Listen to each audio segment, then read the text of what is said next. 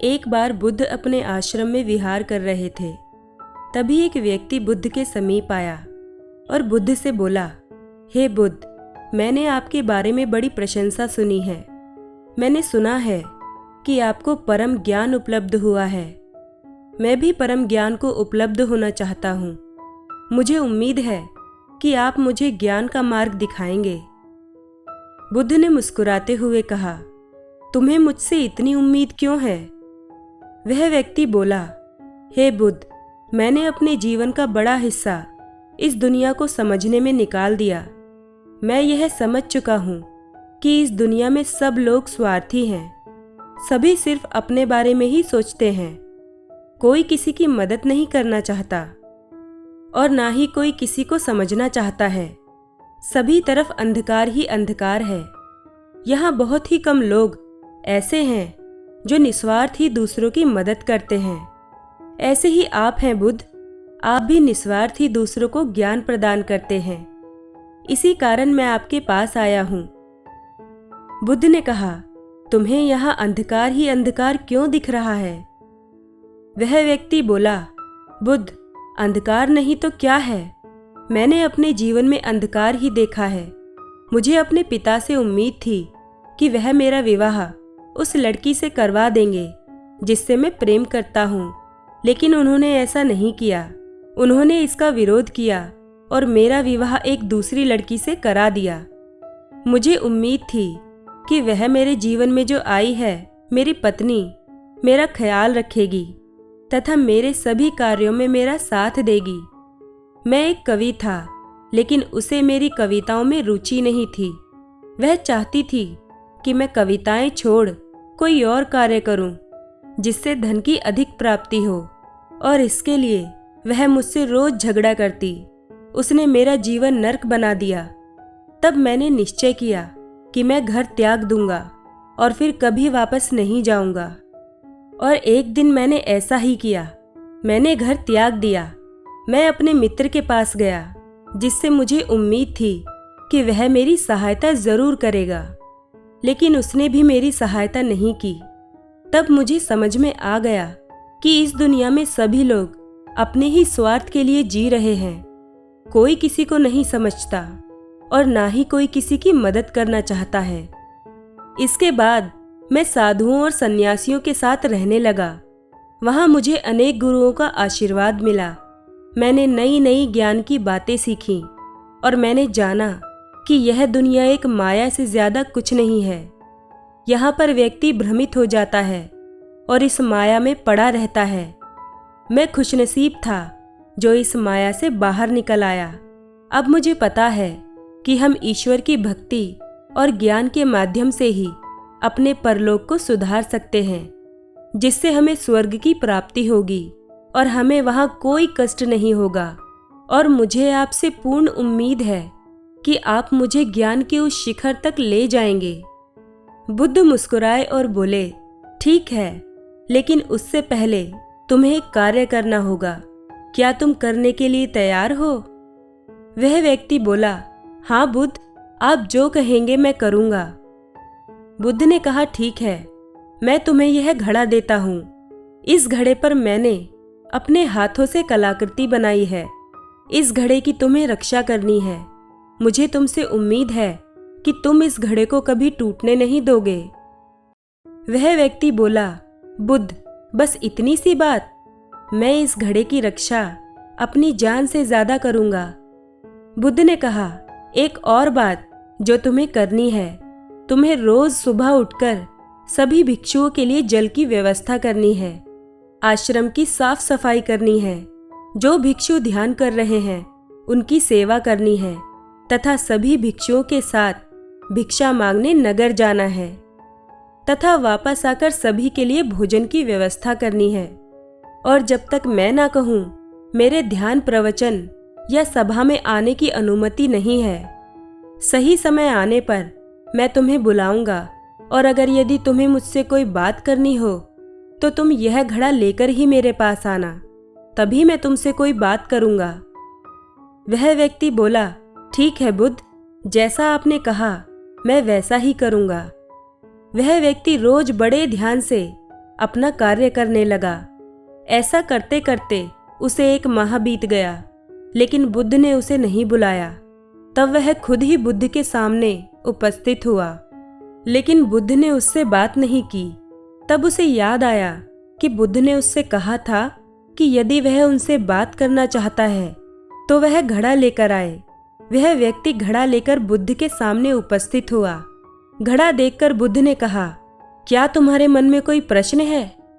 वह व्यक्ति बोला, बुद्ध, मुझे यहाँ काम करते करते 1 माह से भी ज्यादा हो गया है। काम तो ठीक है, लेकिन आपने मुझे अभी तक सभा में नहीं बुलाया है। बुद्ध ने कहा, सही समय आने पर मैं तुम्हें बुला लूंगा। वह व्यक्ति वहां से चला गया और अपना काम करता रहा। धीरे धीरे 2 माह बीत गए।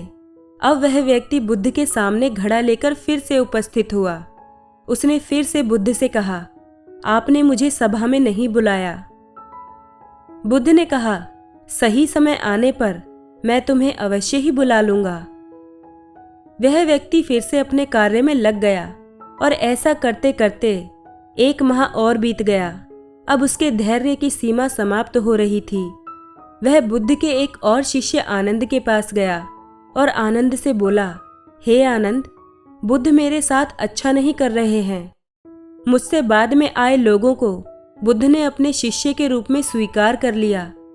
अपनी सभा में ध्यान और ज्ञान सीखने के लिए उन्हें आने दिया, लेकिन मुझसे कहा।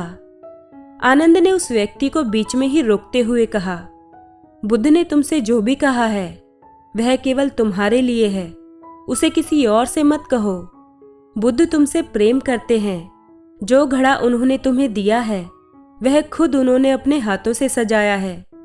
अभी तक उन्होंने यह घड़ा किसी को नहीं दिया था। तुम बहुत भाग्यशाली हो जो वह घड़ा तुम्हें मिला। वह व्यक्ति वहां से चला गया और सोचने लगा कि बुद्ध ने एक घड़ा देकर उसे गुलाम बना लिया है।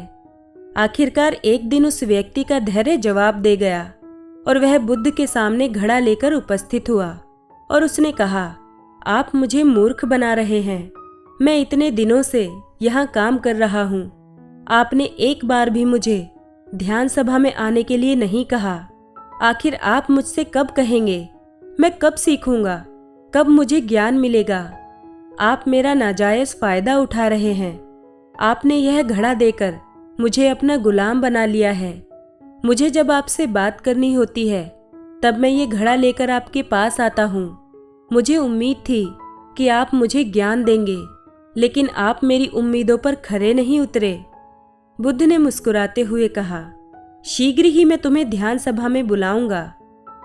वह व्यक्ति आग बबूला हो गया और कहने लगा कि अब मुझे आपके ज्ञान की जरूरत नहीं है। मुझे नहीं लगता कि आपको कोई ज्ञान प्राप्त हुआ है। आप झूठा ही ज्ञान का प्रदर्शन करते हैं और मुझे आपके इस घड़े की भी कोई जरूरत नहीं है। और उस व्यक्ति ने घड़ा जमीन पर दे मारा और वह घड़ा टूट गया। बुद्ध जमीन पर पड़े घड़े के टुकड़ों को एक कपड़े में समेटने लगे। यह देखकर वह व्यक्ति थोड़ा लज्जित हुआ और बुद्ध से क्षमा मांगते हुए बोला, बुद्ध, मुझे क्षमा करें, मुझे क्रोध आ गया था।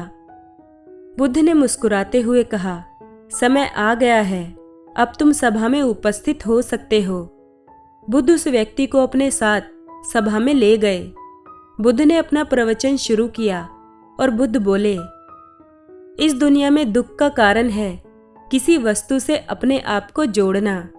जब हम किसी से कोई उम्मीद लगा लेते हैं और वह उम्मीद पूरी ना हो तो वह दुख का कारण बन जाती है। एक पिता को अपने पुत्र से उम्मीद होती है कि वह उसके दिखाए रास्ते पर चले। ऐसे ही एक पुत्र को अपने पिता से उम्मीद होती है कि उसके देखे रास्ते पर उसके पिता उसकी सहायता करेंगे। ऐसे ही कुछ उम्मीदें एक पति को अपनी पत्नी से होती हैं और दूसरी तरफ एक पत्नी को भी कुछ उम्मीदें अपने पति से होती हैं। देखा जाए तो इस दुनिया में लोग एक दूसरे से कुछ न कुछ उम्मीद करते ही हैं, लेकिन खास बात तो यह है कि उम्मीदें तो एक की ही पूरी होती हैं और एक की नहीं। और यही उम्मीदें पूरी ना होने के कारण क्रोध का रूप ले लेती हैं। क्रोध बुद्धि का नाश कर देता है, तब व्यक्ति अपना ही नुकसान कर लेता है।